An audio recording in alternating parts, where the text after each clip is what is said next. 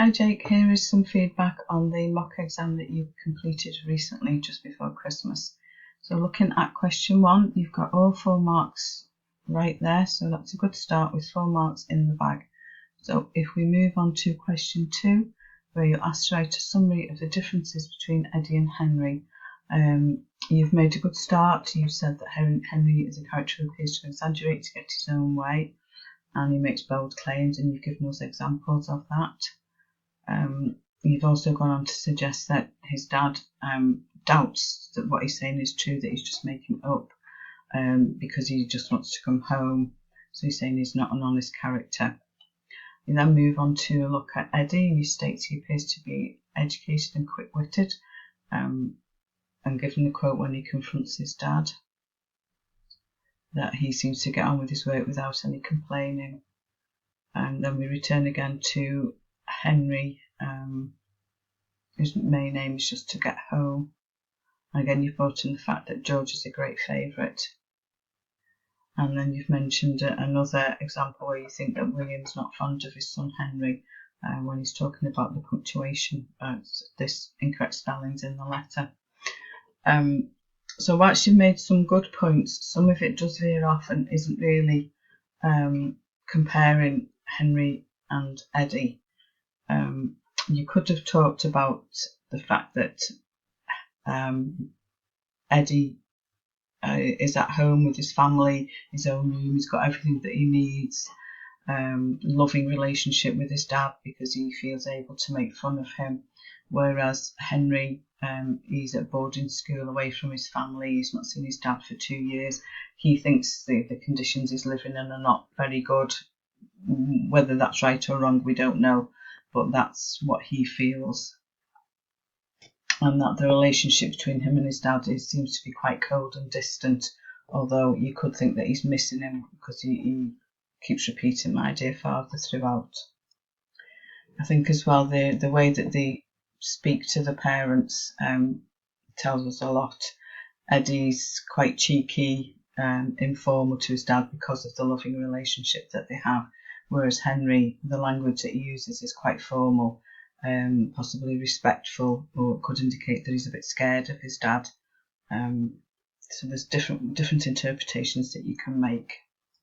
If we look at the mark scheme for this question, I think we do just creep into the level 3, because it says shows clear synthesis and interpretation of both texts, makes clear inferences from both texts. Well, you do. You've given great inferences and interpretations of the differences between the characters or what each character's like. You've selected clear references and textual detail relevant to the focus of the question, and you've made statements to show clear differences between the texts.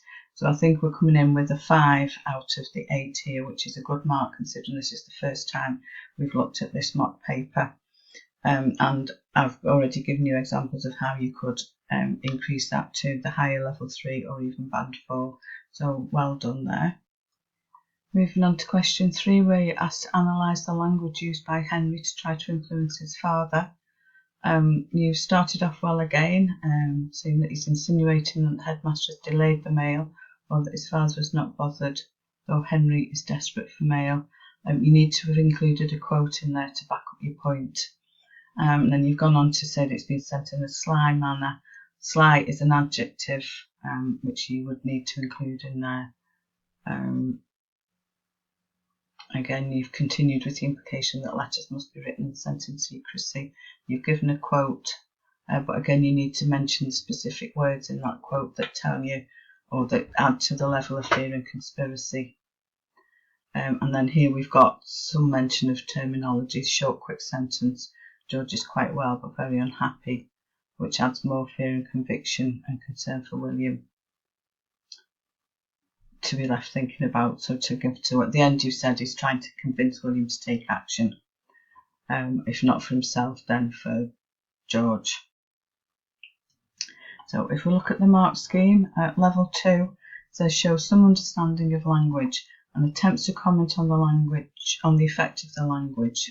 You've done that. You've said that it's adding fear and conviction and it's trying to convince William to take action and so on. Select some appropriate textual detail. In most cases you have added a quote to back up your point, but certainly the first paragraph could have done with a quote in there.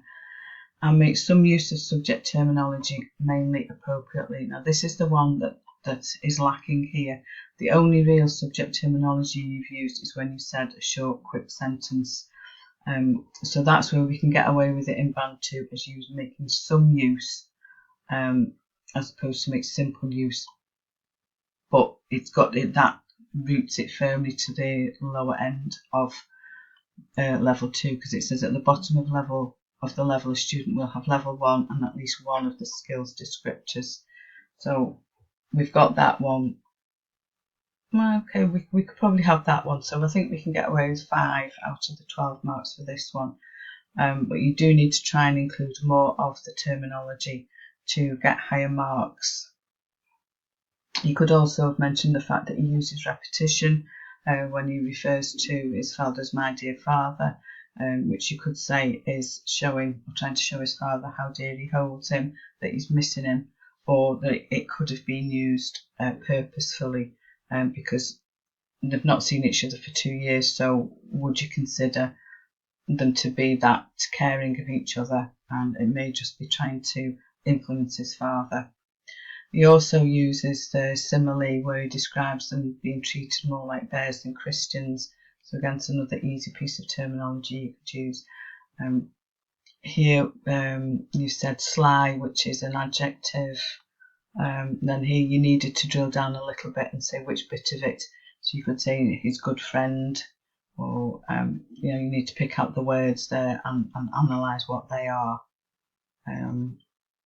We've got the short, quick sentence. We've also got the adjective, very unhappy, emphasising how George is feeling.